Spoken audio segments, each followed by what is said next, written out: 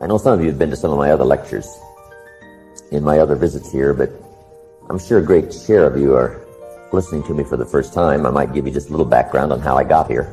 Not on the airplane, but why I chose to get into lecturing. I'm primarily a businessman. I'm not a professional public speaker, as you will ascertain. But my life started off rather simply in farm country in Idaho, where I was raised in one of the small states of the United States, a little farm community of 4,000 or 5,000 people. I went to high school, graduated, went to college for 1 year, and decided I was smart enough, so I quit, which was one of my major mistakes. Among a lot of major mistakes I made back in those early days. I thought, hey, I'm smart enough, I'm certainly ambitious enough, I'll just go to work, find a job. I'll come to work early, stay late, work hard, take the classes, learn whatever I've got to do, and no problem. Sure enough, no problem getting a job. So I get a job and I'm working hard, right? Arriving early, staying late, putting in the extra time, and just working away. 2 or 3 years later, I met this beautiful young lady, and I put probably my finest sales presentation on her. I promised her wealth and fame and world travel for starters. I said it would probably be the finest decision of your life to marry me. And she bought that story. Fortunately for me, she did. So we got married, and now I got all these promises to keep, as well as my own dreams. So I'm continuing to work away best I can. 2 or 3 years after I got married, I'm looking at my check on Friday, $57. And that's not quite what I'd promised. And I had fallen into the someday honey routine with my wife. Right? Someday, honey, you won't have to sit on this old furniture. Someday, honey, you'll have a car of your own. I had already someday honeyed myself into trouble. But now my big dilemma is, what can I do about it? You know, it's one thing to find yourself in not too good of circumstances, but what do you do about it? I looked around at other people, right, 50, 60 years old, that had wound up broke and needing assistance in one of the richest countries in the world, and I thought, well, I don't want my life to work out like that. But what do you do to make the changes? I was willing to try anything, but I just really didn't know what to try. I thought, well, maybe I should go back to school. 1 year of college doesn't look that swift on an application. But now my family's starting. So I've got my family starting. Going back to school seemed like kind of a tough decision. But I knew I needed something. I didn't have any money, right, to start my own business. Money was one of my problems. I had far too much month at the end of the money, if you've ever been in that position.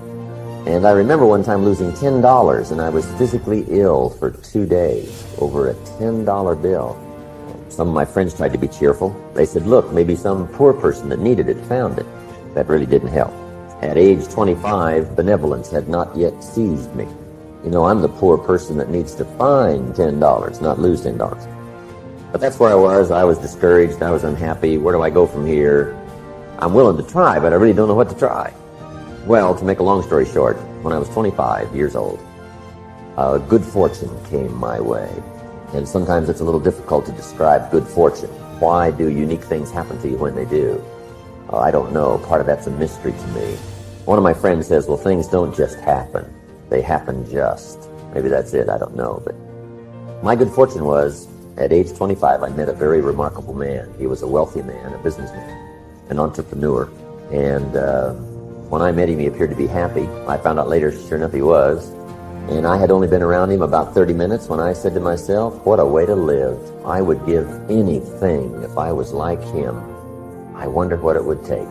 Well, to make a long story short, this very remarkable man, Mr. Schoaf, Mr. Earl Schoaf, took a liking to me. And a few months after I met him, he hired me, and I went to work for him. And I spent the next 5 years working for him. And during that 5-year period, he shared with me what to do to change my life. Unfortunately, after that 5 years, he died. But I got to spend 5 years with this very remarkable man, and the best thing he gave me during that time was not a job. The best thing he gave me was the benefit of his philosophy. How to be wealthy, how to be happy. And sure enough, his ideas worked for me. Then about 18 years ago, I was living in Beverly Hills, California. And I was going through my notes one day, journals that I've kept all these years. One of the major things Mr. Schoaf taught me was to keep good notes. Put your notes in a journal. He said, don't trust your memory. I thought that was good. Don't trust your memory. If you hear something good, write it down. If you hear a good sermon, take notes. If you read a good book, take the best of it out, put it in a journal. If you think of something good, write it down. If you attend a lecture, seminar, sales training, whatever, Just take the ideas that you hear, put them in your journal, and let this be your textbook for better living, better sales, better enterprise. Just go back through all the ideas that you're gathering, and that's how you educate yourself to do better. So Mr. Schultz really did me a service by teaching me to keep these journals. And I was going through those early journals one day when the idea for lecturing occurred to me. I thought, I should share all of this, right? I've used it to make my fortune. Why not pass it along? I'd shared the ideas with my business colleagues, right, putting companies together, but I'd never shared it with the public. And I was intrigued with the idea. I thought, I should at least try, see if I can stand up and talk to a group of people and express my ideas of the things that helped me. And you don't know till you try, right? So I put the ideas together from those early journals, and 18 years ago I gave my first seminar at the Beverly Hilton Hotel, Beverly Hills. And fortunately today, you are not in on my first seminar. I was terribly sincere, but it was pretty ragged. In fact, it was so bad, if I hadn't have been doing it, I'd have gone home. But when you're doing them, it's hard to leave, right? You can't very well excuse yourself. But anyway, I did my best and sort of struggled through that first one. I had a kind of a tough time. I stood up to talk. My mind sat back down, if you've ever had that problem. I opened my mouth, and at first nothing came out. My knees are banging together. I'm shaking like a leaf, and the sweat's pouring off my face. It's called terror, in case you haven't tried it before. But I did the best I could, and when I finished that first little lecture, some people came up and said, I think you've got some good ideas. We're going to try them. And I thought, wow, somebody got it. And that helped me, encouraged me to try it again. When you try it first, right, who knows whether you're going to do well or not. But if you keep trying, you can become more comfortable. Words are a bit clumsy when you first try to express your ideas and your feelings. But if you stay at it, you know, that will change. So sure enough, I kept trying again and again, and I got a little more comfortable with the ideas, sharing, lecturing. Then a few months later, some people came to me and said, Bill, those ideas you shared with us a few months ago, we're using them, and it's working. And that got me. I thought, what a great feeling to share something you know with somebody else, have them come back and say, it's making a difference for me, my life, my bank account, my program. So that sort of got me hooked on lecturing. And ever since then, I've been devoting more and more time to lecturing. Then I started getting invitations, come to a breakfast meeting, come to a luncheon meeting, tell your story. So little by little, I've been taking more and more of my time away from my executive duties and devoting it to lecturing. And about 8 years ago, what started as a hobby became a business. And now with all the language translations and the cassette tapes and video taped book home study programs, my lectures have now become another business, another enterprise. And I'm happy about that because I like to do this just about better than anything else I do. But I'm pleased to be here and to try one more time, share my story, pass along some ideas that might be helpful. I don't claim to have all the answers, but I got some I'm using. And the purpose of this lecture is for me to share with you what I'm using. I am not a textbook teacher. I'm an experienced teacher. So I'd like to just have everybody settle back and give me your attention for the next few hours and see if I can't pass along to you some ideas that'll make sense. And I don't ask you to buy them all. I don't ask you to agree with them all. But I would ask you to listen to them all. When any speaker gets through, just edit all the stuff, take what makes sense to you, and throw the rest away, or leave it for another time, or put it aside and argue with it later. I don't mind that. Whatever you do, don't be a follower, be a student. And that might get your notes started. Don't be a follower, be a student. Here's the next attitude disease. Over-caution. Some people never will have much. They're too cautious. Now, you can also be too reckless, but you can also be too cautious. This is called the timid approach to life. And my caution was always the risk. Risk used to drive me right up the wall. I used to say, what if this happens? It's called the language of the poor. What if this happens? And on top of that, if this was to happen, look at the fix I'd be in. I better not try. I could always ace myself out. Then I'll tell you what changed my whole life when I finally discovered it's all risky. The minute you were born, it got risky. If you think trying is risky, wait till they hand you the bill for not trying. If you think investing is risky, wait till you get the tab for not investing. See, it's all risky. Getting married is risky. Having children is risky. Going into business is risky. Investing your money is risky. It's all risky. I'll tell you how risky life is. You're not going to get out alive. That's risky.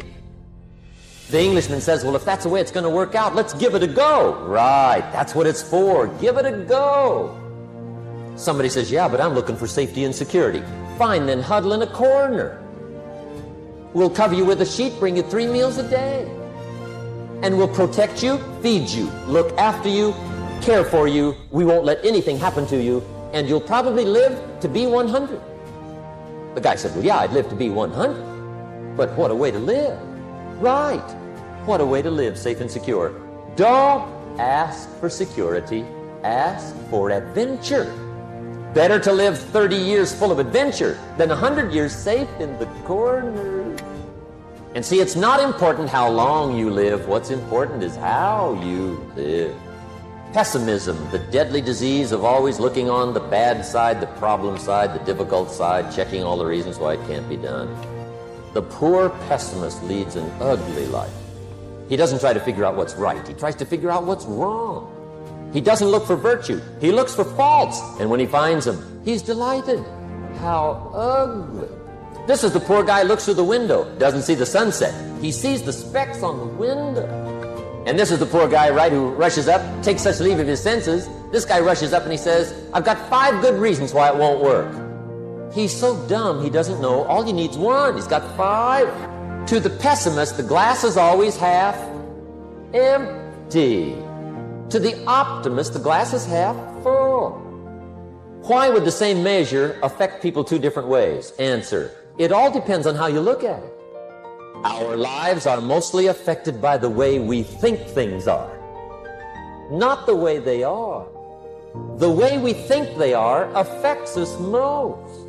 I hear a knock on my door one day, and I go to the door, and there's a little girl about this tall selling Girl Scout cookies. And she gave me the big pitch on Girl Scout cookies. Finest organization in the world. Got these cookies, only $2. Support the Girl Scouts. No problem, I wanted to. And with a big smile, she politely asked me to buy. I did want to buy. Big problem, I didn't have $2 in my pocket. So I thought, I can't tell her that. So I thought, well, next best, I lied to her. And I said, look, I've already bought lots of Girl Scout cookies. I've still got plenty in the house that we haven't eaten yet. She said, well, that's wonderful. Thank you very much. And she leaves. When she leaves, I say to myself, I don't want to live like this anymore. I mean, how low can you get lying to a Girl Scout? I mean, that's as low as it gets. So I promised myself that day it would never happen again. The first essence of life, and that is self-preservation. To produce enough to take care of yourself. The instructions given right to the couple that left the Garden of Eden. One was to multiply. It's a lonely place with only 2 people. But here were the next instructions, to be fruitful. How fruitful, how productive should one be? And here's number 1, to produce enough to survive. To produce enough to take care of yourself. And self-care is important. If you're flying on an airplane, the flight attendant says if for some reason we run out of oxygen, these oxygen masks will fall from the ceiling, and if you have children with you, quickly take care of them, then take care of yourself. No. They say what? Put your mask on first. Put your mask on first. See to your survival first. Then you'll be more capable of taking care of the survival of your children. Isn't that interesting? My father had an interesting saying. He said, son, right after me, you come first. You got to be careful. See, it doesn't matter who hands you the bad stuff. It doesn't matter where you get the bad stuff. It'll still do its damage on your bank account. Wherever you get it. Mr. Schultz gave me one of the greatest phrases when I first met him when he said, Jim, Every day, stand guard at the door of your mind. How important. Stand guard at the door of your mind. And you decide what goes into your mental factory. Don't let anybody just dump anything they want to in your mental factory, because you've got to live with the results. The last disease, but this one is deadly. Engage in this one, indulge in it even slightly, and you might as well forget the future, because it's going to forget you. Complaining, crying, whining, griping. A Bible word called murmuring. See, that'll ace your future. Spend 5 minutes complaining, and you have wasted 5. And you may have begun what's known as economic cancer of the bone. Just be on the lookout of the things that can destroy all the good you start. The war is on. And this evening, tomorrow, mentally, personally, socially, economically, you got to make sure you're winning the war. In another seminar I give, here's what I say, and this is good philosophy. It seems like opposites are in conflict and we are in the middle. Evil on one side, good on the other side. Illness on one side, good health on the other side. Darkness on one side, light on the other side. And they're in conflict. If you walk into a room that's dark and turn on the light, the darkness disappears and goes away. How far away does it go? Not very far. Waiting for a chance, what? To come back in. Move in, take over the territory. As light begins to lose its energy, darkness moves in. There's a war on. Here's what it's called. Push-shove. As we sit here, right? Good health plan is trying to defeat illness and drive it into a small corner. If you don't work on your good health plan, illness will drive your health into a small corner. It's called push and shove. In your bloodstream, there are red corpuscles to nourish like a mother, and white corpuscles to fight and kill like a father. Thank God for white corpuscles that think negative all day. White corpuscles say, just show me some infection, I'll kill it. Because if I don't kill it, what? It kills you. White corpuscles say, it's my job today to make sure you don't get killed. So I'm here to fight. Have you got that now? Red to nourish, white to fight. So here's the key now. Cooperate with the positive side of this war of health and illness. What if in this struggle the body calls for a banana and you send it a Coca-Cola? And now the body has the right to say what? Whose side are you on? I'm working day and night to drive illness into a small corner and keep you healthy, and you keep sending me the wrong stuff. Come on, just a little cooperation here, and we can win this game. But see, if you don't do your push-ups, and what was that little voice in my hotel room this morning that said to me, Jimron, you don't have to do your exercises this morning. You're running a little late. And this little creature on this shoulder almost talked me into it. And the little angel says what? No, no, no, no, no, no. Fall on the floor one more time. Do those push-ups, a few crunches, a little modified version, yes, because you are late, but you got to keep up the pace. See, that's called what? The work of summer. Now turn this around, because it's also possible to love like a father and hate like a mother, just so you get the job done. And if it's a single parent, right, you got to do both the work of father and mother. It's extraordinary. But mother is capable of hate and defense and protect, because I think years ago, Papa was off providing, Mama was home protecting. So she developed these instincts of danger in order to protect her family. Women are good. Women are unusual. They have this antenna that picks up all the stuff, especially danger. In the middle of the night, the baby cries. Mama's awake. Papa sleeps. Mothers sleep near the surface, and the least little movement or sound, they're awake. It's built in, the female mother, that instinct. She says to her husband, go look, something isn't right. downstairs. He says, no, everything's fine. She says, go look. He says, okay. He gets up in the middle of the night, stumbles downstairs, and the front door is open. How did she know? They just know. I don't know how they know.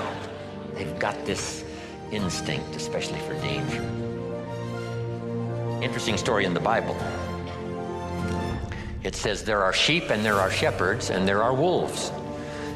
Fairly ordinary story. Shepherds and wolves and sheep. But that's not the end of the story. To illustrate a point, the storyteller says, there are also some wolves that have learned to dress up like sheep.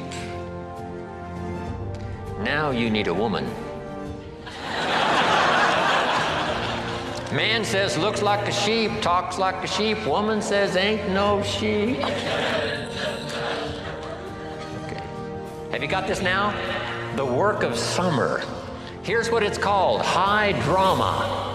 Nourishing and protecting. Nourishing with one hand and protecting with the other hand. Even the battle of the mind. Here's a good note to make on the battle of the mind. Don't become a victim of yourself. In this battle of the mind, should I, shouldn't I? Let it go. No, don't let it go. Run the red light. No, be a little more cautious. Think of your family. See, we have to continually do this. Beware of the thief on the street that's after your purse, but also beware of the thief in your mind that's after your promise.